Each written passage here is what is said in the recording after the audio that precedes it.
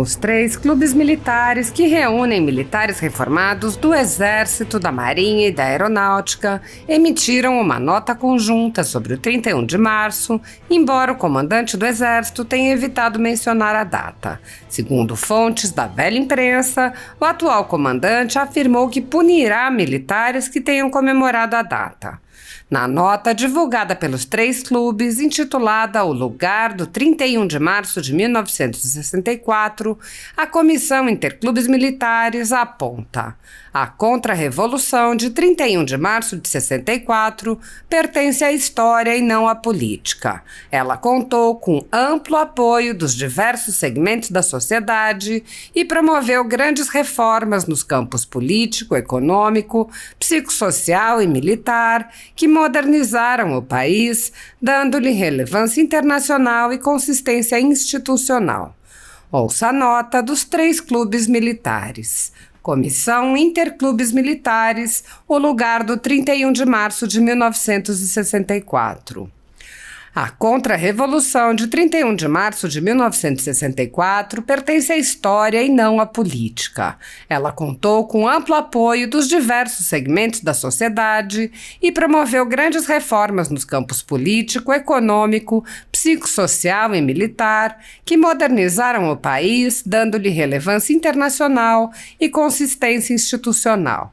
Os clubes naval, militar e de aeronáutica não poderiam deixar de estar alinhados com as Forças Armadas, às quais se vinculam por compromissos e ideais para que o 31 de março de 1964 permaneça vivo na história, somente onde seu legado de pacificação e de desenvolvimento do Brasil possa ser compreendido.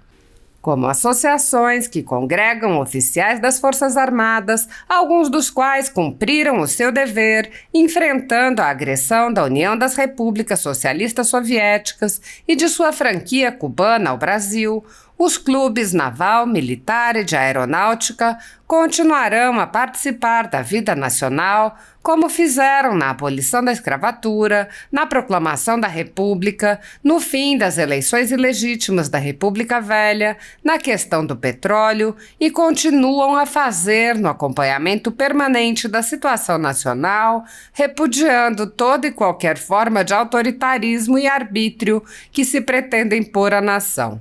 E como tal, sendo entidades representativas de uma classe profissional que simplesmente não pode existir aliada da pátria, continuarão a propugnar pelas importantes causas do movimento cívico-militar de 31 de março de 1964, comuns a todos os brasileiros: defesa da soberania nacional, combate à corrupção, desenvolvimento do país e garantia da democracia.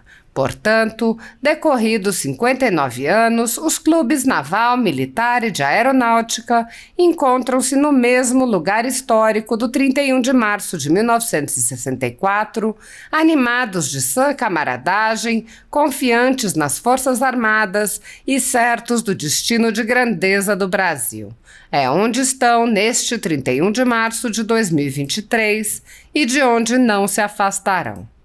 O general Maynard Marques de Santa Rosa, por seu turno, divulgou uma nota em que apontou que a tentativa que se faz de suprimir parte da história imita a prática do regime stalinista durante os expurgos da década de 1930.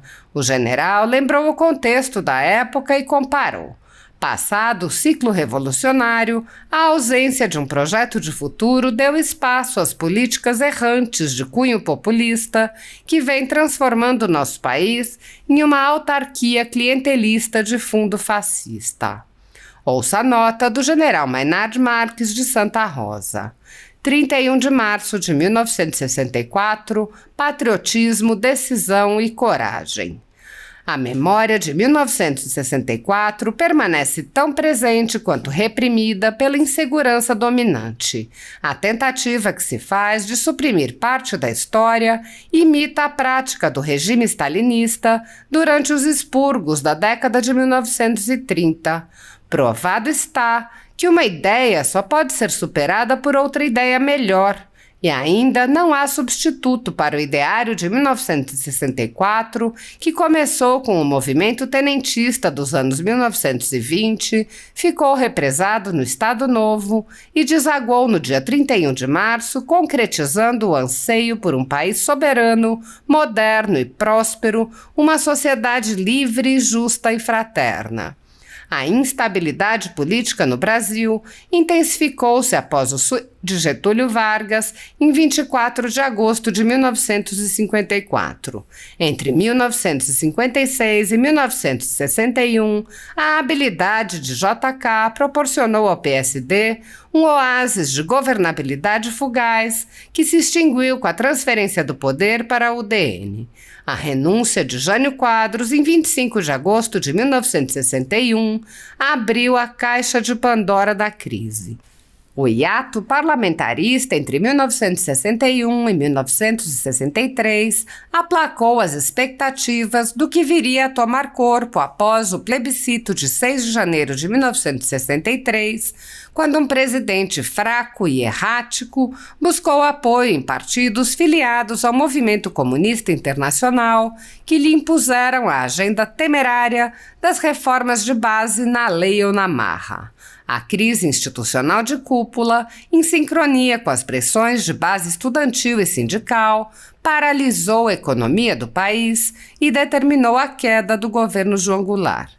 O Brasil virou peça no tabuleiro geopolítico da Guerra Fria. A solução da crise dos mísseis em 1962 obrigara os Estados Unidos a aceitarem o fato consumado do regime cubano. O condicionamento americano à teoria do dominó, que levou à intervenção no Vietnã, jamais permitiria uma replicação comunista na América do Sul, intenção sinalizada com a presença de uma força do Corpo de Fuzileiros Navais navegando offshore nas proximidades da costa brasileira. No início de 1964, o caos institucional e a anarquia empurravam o Brasil para o cenário da Guerra Civil Espanhola. A reação começou por iniciativa de lideranças civis do estado de Minas Gerais.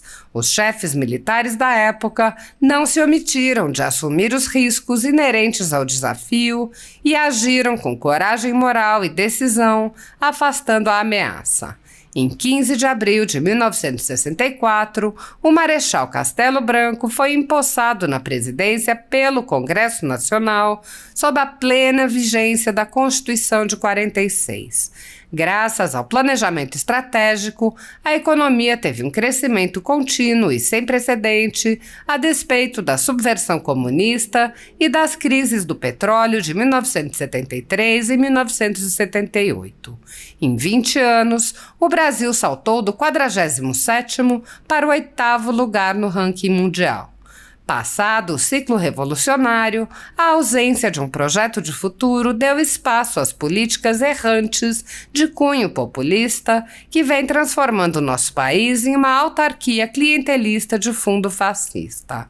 O legado de desprendimento, coragem e patriotismo de 31 de março de 1964 permanece vivo e inapagável para exemplo da honra de uma geração às gerações futuras.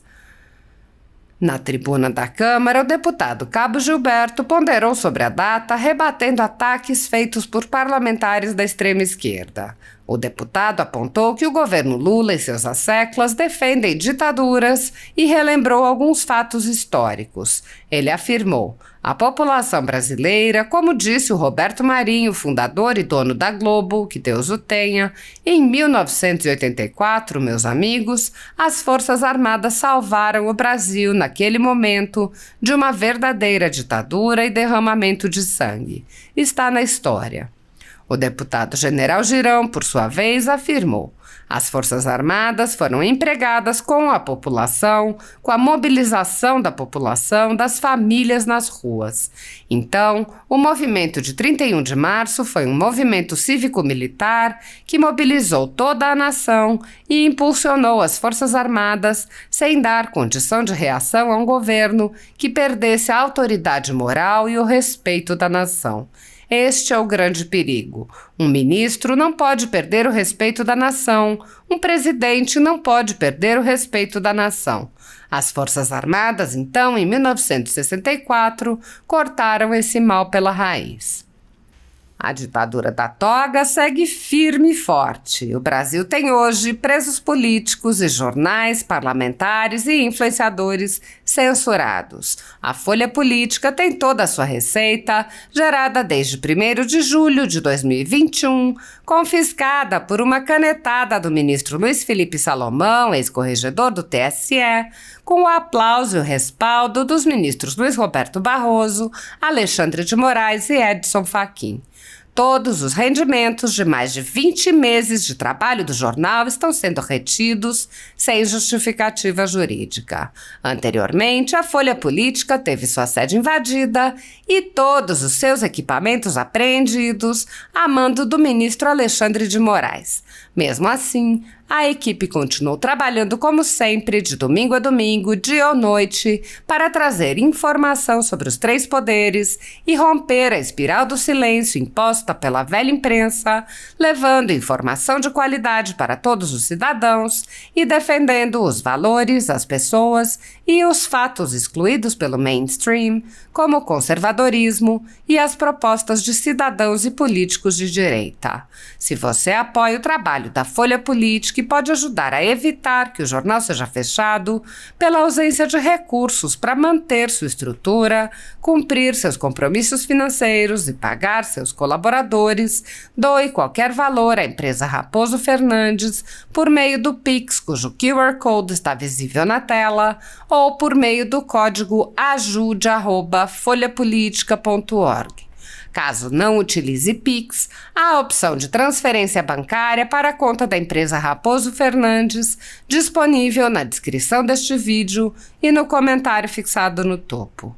A Folha Política atua quebrando barreiras do monopólio da informação há 10 anos e, com sua ajuda, poderá se manter firme e continuar a exercer o seu trabalho. Pix ajude@folhapolitica.org. Presidente e demais parlamentares, nação brasileira. Amanhã se comemora, senhores parlamentares, um ato histórico da história do nosso país. Nós observamos aqui os argumentos do governo Lula, que reiteradas vezes tenta atacar as Forças Armadas brasileiras, inclusive colocando hoje para comandar um exército um general que envergonha as Forças Armadas, o senhor Thomas, que cancelou a mensagem do dia 31 de março. Vamos lembrar a história. Quem defende ditadura é o governo Lula, que é amigo de Ortega, que defende Cuba, Venezuela, Coreia do Norte, atracou navios iranianos aqui. Vamos falar a verdade, parem de mentir, isso é feio. O importante é que a população brasileira está atenta aos acontecimentos históricos. Eu vou relembrar a história mundial para os senhores. A minha função aqui, eu sou especialista em segurança pública, mas a gente gosta de ler um pouquinho, para não passar essa vergonha. Em 1964, existia a Guerra Fria, era o auge. Em 62, teve a instalação dos mísseis na ilha de Cuba, pelos soviéticos, para atacar os Estados Unidos e uma possível guerra nuclear. E automaticamente os comunistas queriam tomar o nosso país. E o que foi que aconteceu? Já estava em curso o golpe do proletariado e do comunismo. Então a população brasileira, como diz Roberto Paris, um fundador e dono da Globo, que Deus o tenha, ele falou claramente em 1984, meus amigos. Vamos ler a história. Então, as Forças Armadas salvaram o Brasil naquele momento de uma verdadeira ditadura e derramamento de sangue.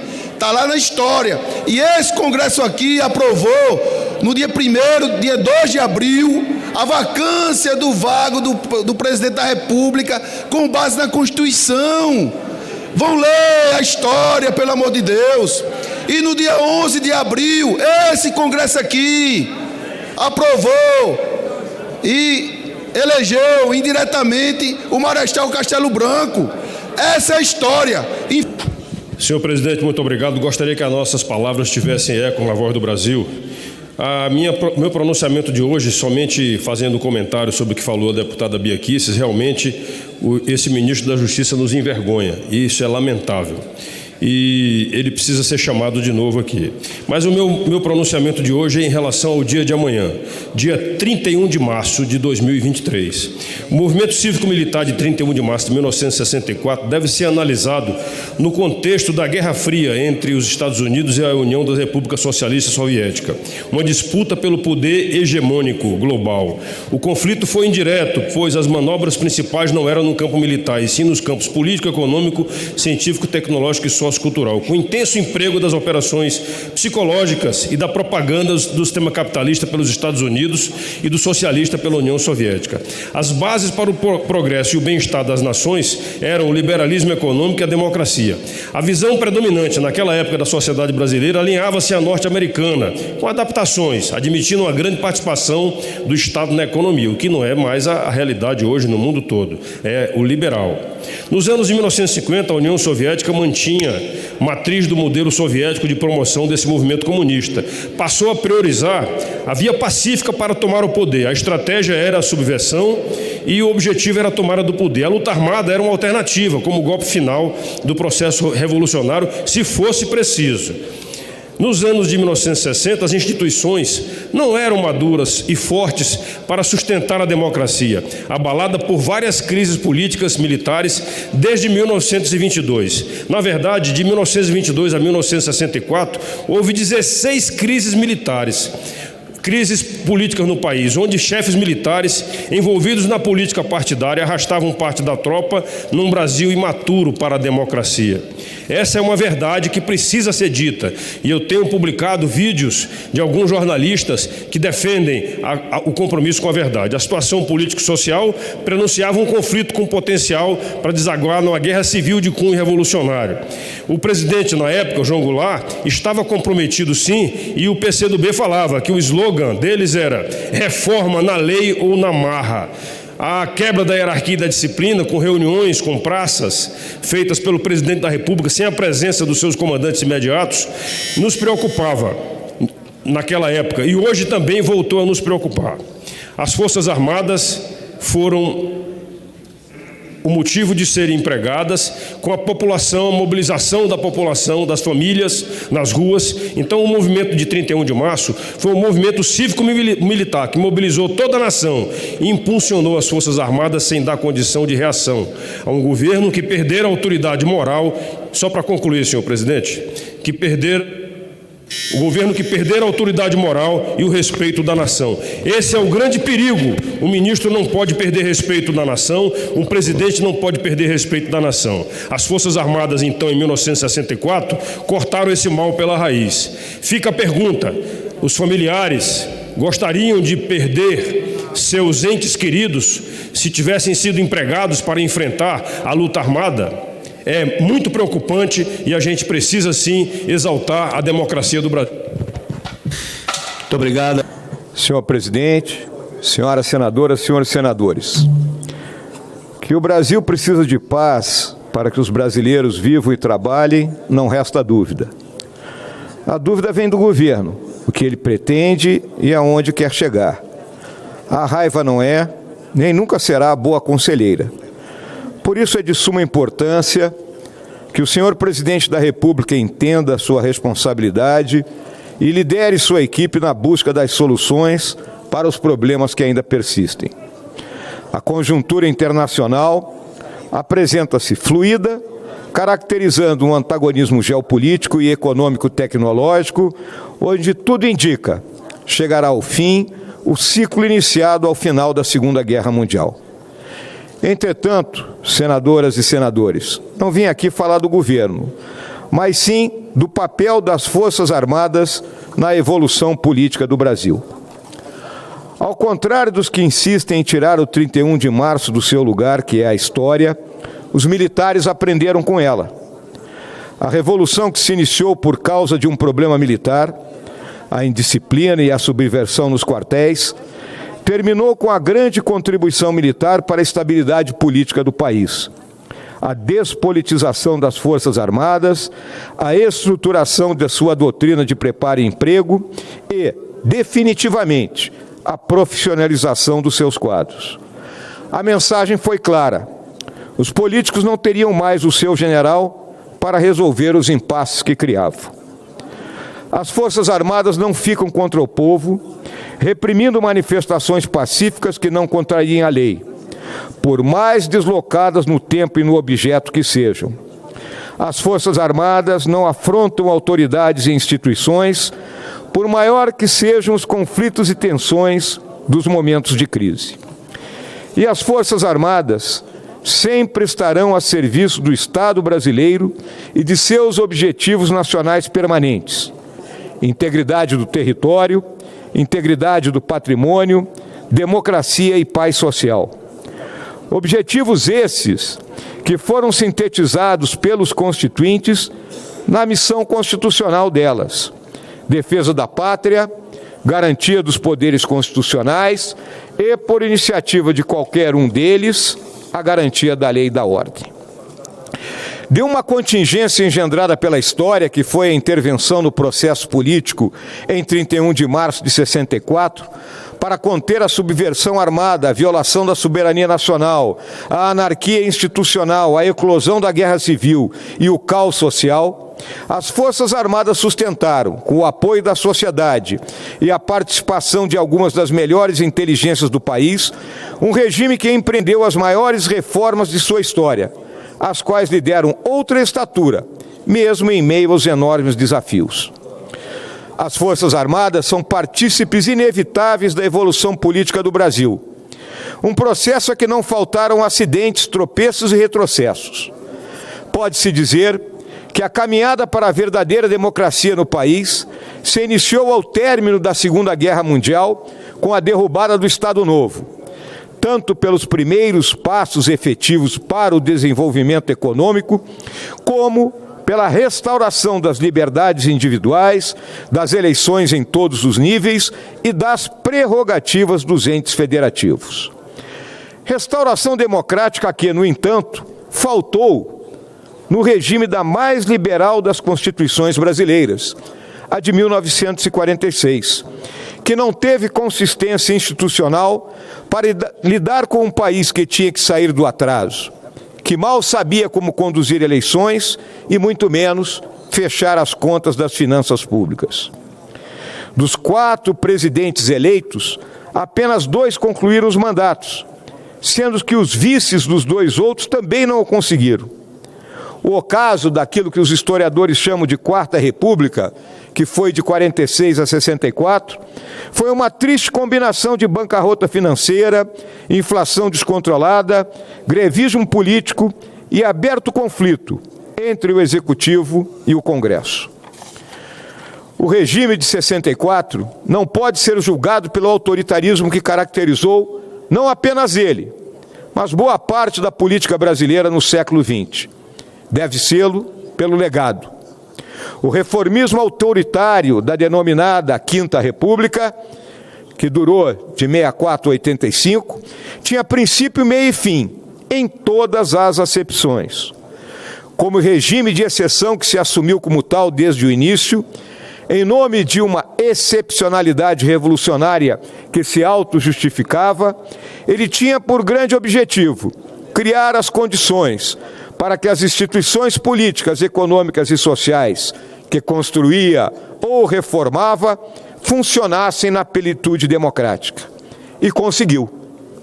Hoje, senhor presidente, é praticamente impossível não encontrar na vida do país os traços e antecedentes das reformas empreendidas naquele período, que dinamizaram sua sociedade e, acima de tudo, fortaleceram a democracia brasileira, que pela primeira vez na história republicana teve um regime inaugurado sem golpe de Estado.